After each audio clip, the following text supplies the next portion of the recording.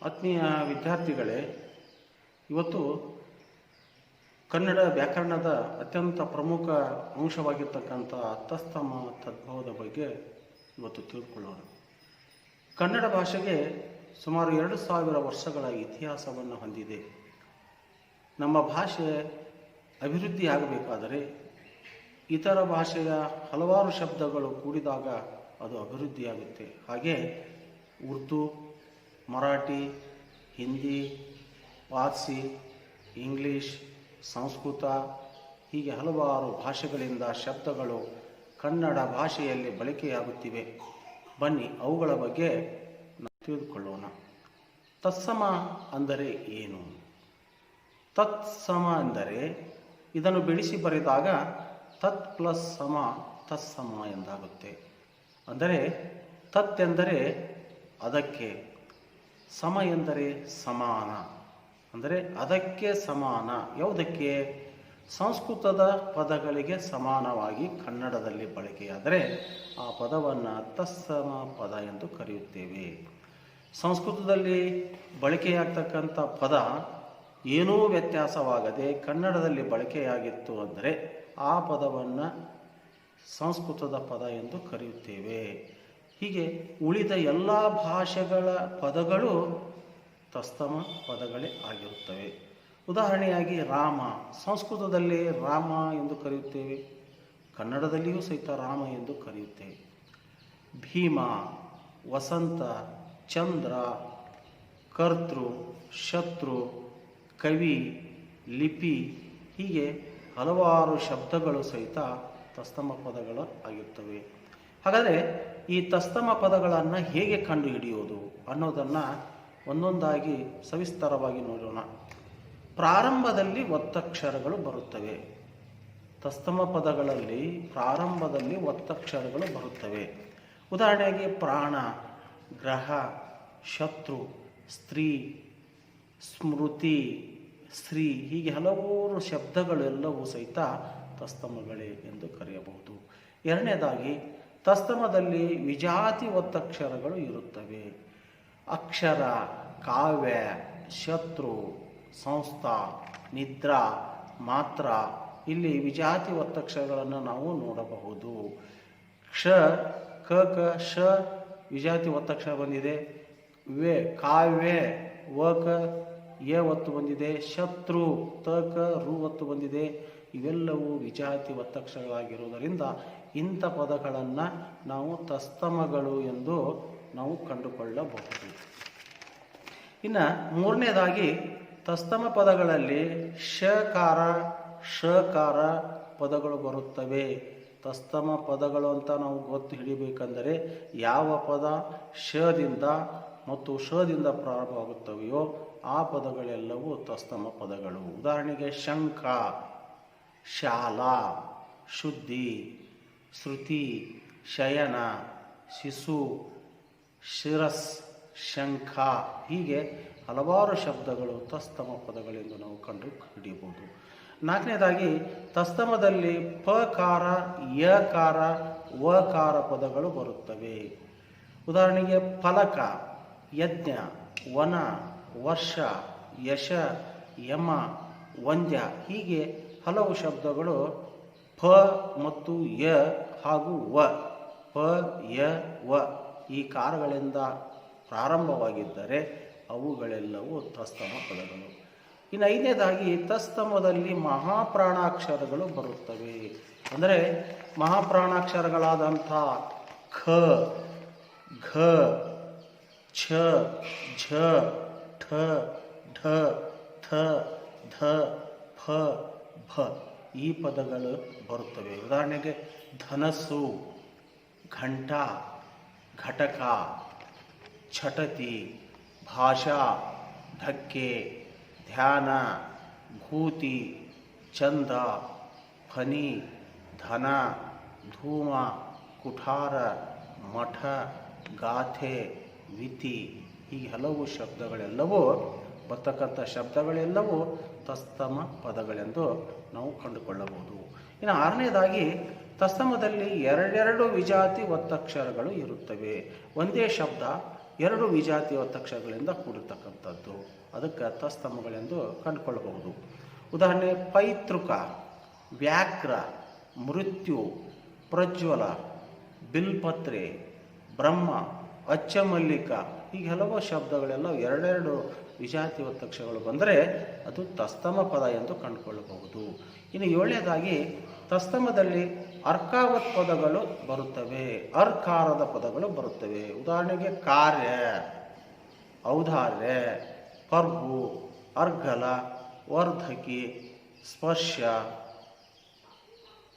ಕರ್ಬುರ, ಚರ್ಮ, ಕರ್ಕಶ, ಕರ್ತರಿ, ಶರ್ಕರ, ಸರ್ವ, ಅರ್ಘ, ಪರ್ಣ, ಹೀಗೆ ಹಲವಾರು ಶಬ್ದಗಳೆಲ್ಲವೂ ಇವು ತಸ್ತಮ ಪದ. ತಸ್ತಮಕ್ಕೆ ಇನ್ನೂ ಕೆಲವು ಉದಾಹರಣೆಗಳನ್ನು ನೋಡೋಣ. ಪ್ರಾಯ, ಪ್ರಸಾದ, ಪ್ರಾಣ, ಪ್ರೀತಿ, ವನ, ವರ್ಣ, ವಿಧಿ, ಯಾತ್ರೆ, ಉದ್ಯೋಗ, ಗಂಟ, ಶರ್ಕರ, ಯೋಧ, ಛತ್ರಿ, ತ್ರಿಪದಿ, ರಾಕ್ಷಸ, ಅಟವಿ, ಶಿರ, ಆಜ್ಞಾ, ಕರ್ಮ, ಕಾವ್ಯ, ಕಸ್ತೂರಿ, ಪಗೆ, ಕ್ಷಣ, ದೃಷ್ಟಿ, ಪಳ್ಳ, ವಿದ್ಯೆ, ಗ್ರಹ, ಛಲ, ಜನ್ಮ, ದೀಕ್ಷಾ, ಧ್ವನಿ, ಶೃಂಗಾರ, ಪದ್ಮ, ಜೂಜು, ಶಬ್ದ, ಶಾಲ, ಆಶಾ, ಯುಗ, ದೇವಕುಲ, ಚತುರ ಮುಂತಾದ ಶಬ್ದಗಳು ಇವಕ್ಕೆ ತಸ್ತಮ ಪದಗಳೆಂದು ಕರೆಯಬಹುದು. ತದ್ಭವ ಎಂದರೇನು? ತದ್ಭವ ಎಂದರೆ ಇದನ್ನು ಬಿಡಿಸಿ ಬರೆದಾಗ ತತ್ ಪ್ಲಸ್ ಭವ ತದ್ಭವ ಎಂದಾಗುತ್ತದೆ. ತತ್ ಎಂದರೆ ಅದರಿಂದ, ಭವ ಎಂದರೆ ಹುಟ್ಟು, ಅದರಿಂದ ಹುಟ್ಟಿರ್ತಕ್ಕಂಥ ಪದ ಅದು ತದ್ಭವ. ಯಾವ ಪದ? ಸಂಸ್ಕೃತದ ಪದದಿಂದ ಹುಟ್ಟಿರ್ತಕ್ಕಂಥ ಪದವೇ ತದ್ಭವ ಪದ. ಹಾಗೆ ಕನ್ನಡದಲ್ಲಿ ಬಳಕೆಯಾಗಬೇಕಾದರೆ, ಸಂಸ್ಕೃತದ ಪದ ಬಳಕೆಯಾಗಬೇಕಾದರೆ ಅವು ಎರಡು ರೀತಿಯಿಂದ ಅದು ಬಳಕೆಯನ್ನು ಕಂಡುಕೊಳ್ತವೆ. ಮೊದಲನೇದಾಗಿ ಅಲ್ಪ ಸ್ವಲ್ಪ ಬದಲಾವಣೆಯಾಗಿ ಕನ್ನಡದಲ್ಲಿ ಬಳಕೆಯಾಗುತ್ತವೆ. ಎರಡನೇದಾಗಿ ಸಂಪೂರ್ಣವಾಗಿ ಬದಲಾವಣೆಯಾಗಿ ಕನ್ನಡದಲ್ಲಿ ಬಳಕೆಯಾಗತಕ್ಕಂಥ ಪದಗಳನ್ನು ನಾವು ತದ್ಭವಗಳು ಎಂದು ಕರಿತೇವೆ. ಹಾಗೆಯೇ ಇತರ ಭಾಷೆಗಳಿಂದ ಬರುವಾಗ ಕನ್ನಡದಲ್ಲಿ ಅಲ್ಪ ಸ್ವಲ್ಪ ಬದಲಾವಣೆಯಾಗಿ ಬರ್ತಕ್ಕಂಥ ಪದಗಳು ಸಹಿತ ತದ್ಭವಗಳೆಂದು ಕರೆಯಬಹುದು. ಈ ತದ್ಭವಗಳನ್ನು ಹೇಗೆ ಗುರುತಿಸಬಹುದು, ನಾವು ಕಂಡುಕೊಳ್ಳಬಹುದು ಎಂಬುದಕ್ಕೆ ಕೆಲವು ಸುಲಭ ಮಾರ್ಗಗಳಿವೆ. ಆ ಮಾರ್ಗಗಳು ಯಾವುವು ಅಂದರೆ, ಮೊದಲನೇದಾಗಿ ಸಜಾತಿ ಸಂಯುಕ್ತಾಕ್ಷರಗಳು ಇರುತ್ತವೆ. ತಸ್ತಮದಲ್ಲಿ ವಿಜಾತಿ ಸಂಯುಕ್ತಾಕ್ಷರ ಇದ್ದರೆ ತದ್ಭವದಲ್ಲಿ ಸಜಾತಿ ಸಂಯುಕ್ತಾಕ್ಷರಗಳು ಕಂಡುಬರುತ್ತವೆ. ಉದಾಹರಣೆಗೆ ದಿಕ್ಕು, ತೇಜಸ್ಸು, ಶ್ರೇಯಸ್ಸು, ಸಂಪತ್ತು, ಉಜ್ಜುಗ, ಕಜ್ಜ, ಯುದ್ಧ ಮುಂತಾದ ಶಬ್ದಗಳಲ್ಲಿ ಅದು ಸಜಾತಿಯ ಸಂಯುಕ್ತಾಕ್ಷರಗಳನ್ನು ನಾವು ಕಂಡುಕೊಳ್ಳಬಹುದು. ಅದು ಸಜಾತಿ ಸಂಯುಕ್ತಾಕ್ಷರ ಬಂದಿತ್ತು ಅಂದರೆ ಅದು ತದ್ಭವ ಎಂದು ಹೇಳಬಹುದು. ಎರಡನೇದಾಗಿ ತದ್ಭವದಲ್ಲಿ ಅಲ್ಪ ಪ್ರಾಣಾಕ್ಷರಗಳು ಬರುತ್ತವೆ. ಅಲ್ಲಿ ಮಹಾಪ್ರಾಣಾಕ್ಷರಗಳು ಬರುತ್ತವೆ ತಸ್ತಮದಲ್ಲಿ, ಇಲ್ಲಿ ತದ್ಭವದಲ್ಲಿ ಅಲ್ಪ ಪ್ರಾಣಾಕ್ಷರಗಳು ಬರುತ್ತವೆ. ಉದಾಹರಣೆಗೆ ದಿಶಾ, ದಶ, ಕಟಕ, ತಟ, ಡಕ್ಕೆ, ಭಜೆ, ಬೂದಿ, ಧೂಪ, ಕುಸುಬೆ, ತದಿಗೆ ಇಂಥ ಹಲವಾರು ಶಬ್ದಗಳು ಅವು ಅಲ್ಪ ಪ್ರಾಣಾಕ್ಷರಗಳಾಗಿ ಬಂದಿರತಕ್ಕಂಥ ಪದಗಳೇನಲ್ಲ ಅವೆಲ್ಲವೂ ಸಹಿತ ತದ್ಭವಗಳೆಂದು ಹೇಳಬಹುದು. ಮೂರನೇದಾಗಿ ತದ್ಭವದಲ್ಲಿ ಸಕಾರದ ಪದಗಳು ಬರುತ್ತವೆ. ಅಲ್ಲೇ ಶಕಾರಗಳು ಬರುತ್ತವೆ. ತದ್ಭವದಲ್ಲಿ ಸಕಾರ ಪದಗಳು ಬರುತ್ತವೆ.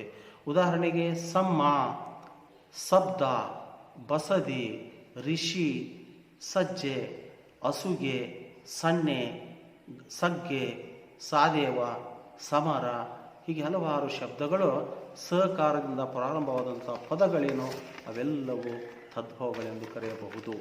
ಇನ್ನು ನಾಲ್ಕನೇದಾಗಿ ತದ್ಭವದಲ್ಲಿ ಹಕಾರದಿಂದ ಪ್ರಾರಂಭವಾಗ್ತಕ್ಕಂಥ ಪದಗಳು ಬರುತ್ತವೆ. ಉದಾಹರಣೆಯಾಗಿ ಹಗ್ಗ, ಹಾಲು, ಹಲವು, ಹಂಬಲಿಸು, ಹಾವು, ಹಿಪ್ಪಲಿ, ಹಣೆ, ಹರಡು ಎಲ್ಲ ಶಬ್ದಗಳು ತದ್ಭವಗಳು ಎಂದು ಗುರುತಿಸಬಹುದು. ಇನ್ನು ಐದನೇದಾಗಿ ತದ್ಭವದಲ್ಲಿ ಬಕಾರದಿಂದ ಪ್ರಾರಂಭವಾಗುವಂಥ ಪದಗಳೆಲ್ಲವೂ ತದ್ಭವಗಳಾಗಿ ಪರಿಣಮಿಸ್ತವೆ. ಉದಾಹರಣೆಗೆ ಬಡಗಿ, ಬೇಹಾರಿ, ಬಿನ್ನಣ, ಬಿದಿಗೆ, ಬೊಮ್ಮ, ಬವರ, ಬಣವೆ, ಬಸದಿ, ಬಿತ್ತರ ಈ ಎಲ್ಲ ಶಬ್ದಗಳು ಸಹಿತ ತದ್ಭವಗಳೆಂದು ಕರೆಸಿಕೊಳ್ಳುತ್ತವೆ. ತಸ್ತಮದಿಂದ ತದ್ಭವಕ್ಕೆ ಬದಲಾವಣೆ ಆಗಬೇಕಾದಲ್ಲಿ ಕೆಲವೊಂದು ನಿಯಮಗಳಿವೆ. ತಸ್ತಮದಲ್ಲಿ ಯಾವ ಅಕ್ಷರ ಬಂದಾಗ ತದ್ಭವದಲ್ಲಿ ಯಾವ ಅಕ್ಷರ ಆಗುತ್ತದೆ ಎಂಬುದಕ್ಕೆ ಕೆಲವೊಂದು ನಿಯಮಗಳಿದ್ದಾವೆ. ಆ ನಿಯಮಗಳನ್ನು ಈಗ ನೋಡೋಣ. ಮೊದಲನೇದಾಗಿ ತಸ್ತಮದ ಪದದಲ್ಲಿ ವಕಾರ ಇದ್ದರೆ ತದ್ಭವದಲ್ಲಿ ಬಕಾರವಾಗುತ್ತದೆ.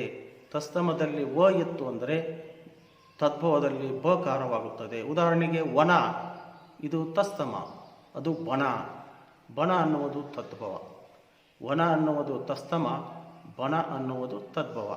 ವಂದ್ಯ ಬಂಜೆ, ವಿನೋದ ಬಿನದ, ವೈಶಾಖ ಬೇಸಿಗೆ, ವಿದ್ಯಾಧರ ಬಿಜ್ಜೋದರ. ಹೀಗೆ ತಸ್ತಮದಲ್ಲಿ ವಕಾರವಿತ್ತಂದರೆ ತದ್ಭವದಲ್ಲಿ ಬಕಾರವಾಗಿ ಬದಲಾವಣೆಯನ್ನು ಹೊಂದುತ್ತದೆ. ಇನ್ನು ಎರಡನೇದಾಗಿ ತಸ್ತಮದಲ್ಲಿ ವಿಜಾತಿ ಒತ್ತಕ್ಷರಗಳು ಬಂದಾಗ ತದ್ಭವದಲ್ಲಿ ಸಜಾತಿ ಒತ್ತಕ್ಷರಗಳಾಗಿ ಬದಲಾವಣೆಯನ್ನು ಹೊಂದುತ್ತವೆ.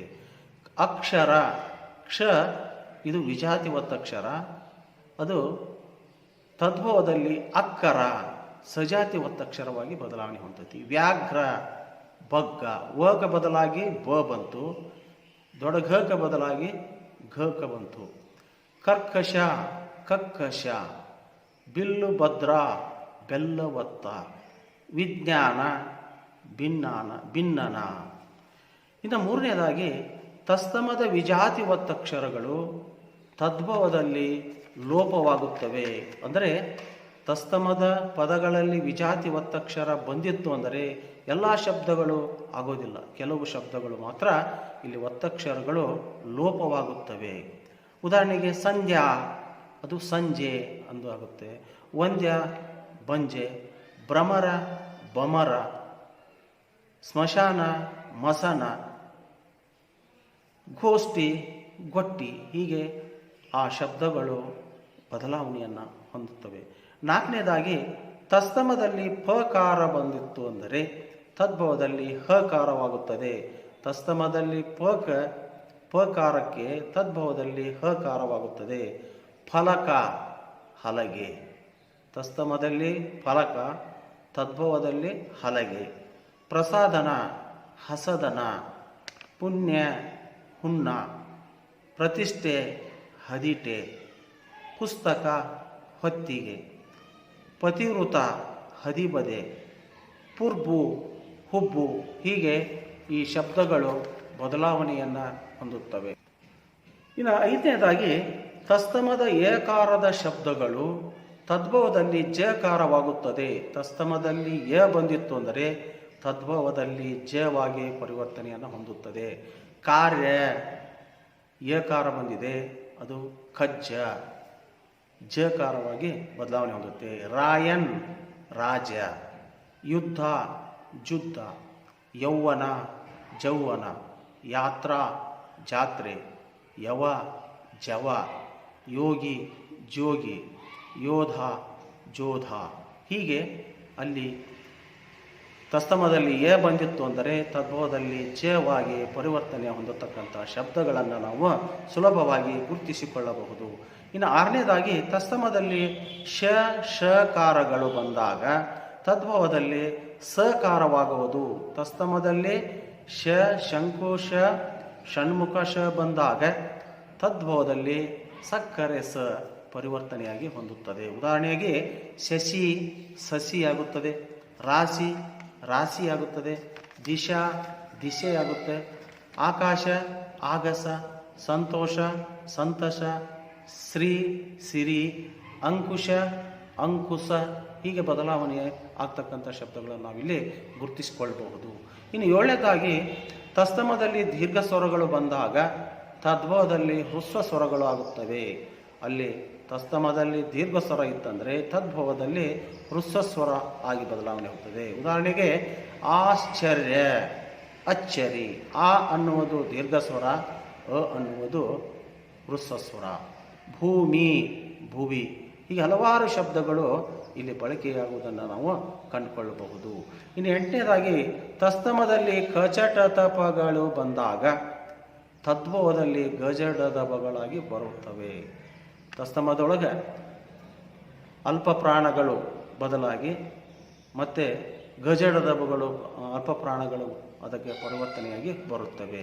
ಉದಾಹರಣೆಗೆ ಕೋಕಿಲ ಕೋಗಿಲೆ, ಕುಟಾರ ಕೊಡಲಿ, ವಾರ್ತಾ ವರದಿ, ಪಟಿಕ ಗಡಿಗೆ, ಮುಖ ಮೊಗ, ಸಂಸ್ಕೃತ ಸಕ್ಕದ ಎಲ್ಲ ಶಬ್ದಗಳು ಸಹಿತ ಪರಿವರ್ತನೆಯಾಗಿ ಬರ್ತಕ್ಕಂಥ ಪದಗಳೇನಿದಾವಲ್ಲ ಇವೆಲ್ಲವೂ ಇದು ತದ್ಭವಗಳೆಂದು ಕರೆಯಬಹುದು.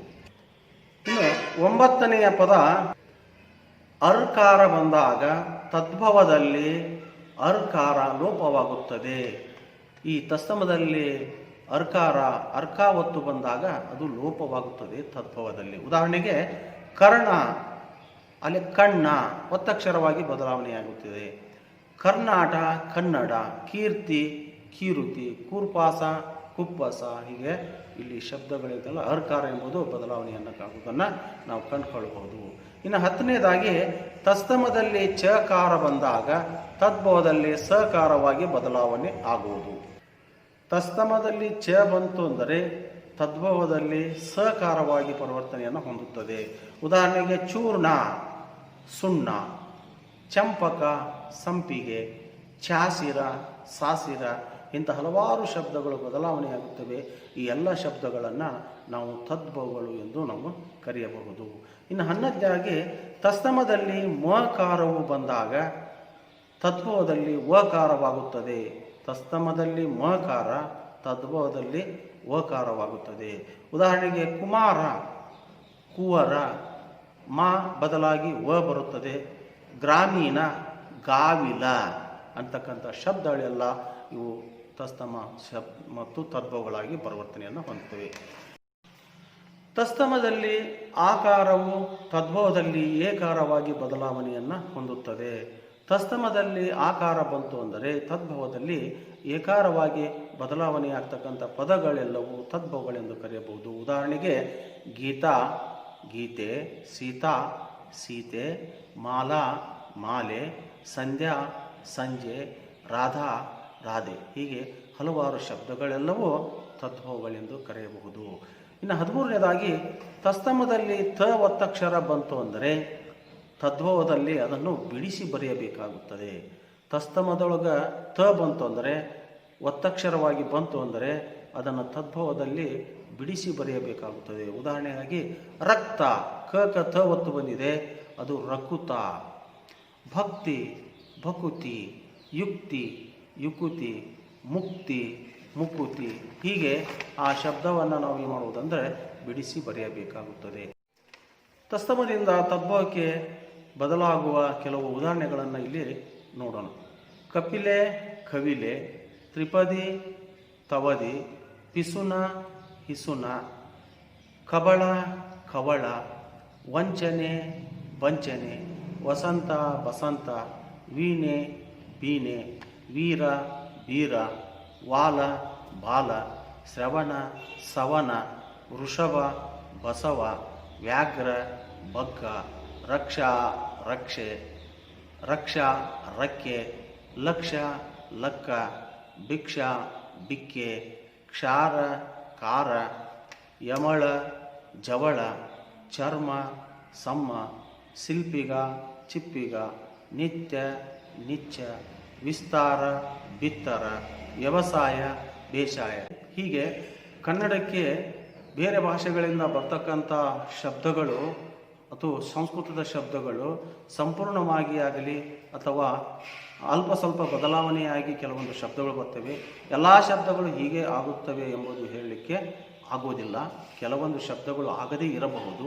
ಆದರೂ ಸಹಿತ ನಾವು ಸುಲಭವಾಗಿ ಮಕ್ಕಳಿಗೆ ನಾವು ಗುರುತಿಸ್ಕೊಳ್ಳಿಕ್ಕೆ ಇಂಥವು ಕೆಲವೊಂದು ಸುಲಭ ಮಾರ್ಗಗಳನ್ನು ಕಂಡುಕೊಳ್ಳಲಿಕ್ಕೆ ಅನುಕೂಲವಾಗುತ್ತೆ ಅಂತ ಹೇಳುತ್ತಾ ನನ್ನ ಈ ಒಂದು ಪಾಠವನ್ನು ಸಂಪೂರ್ಣವಾಗಿ ಮುಗಿಸುತ್ತೇನೆ.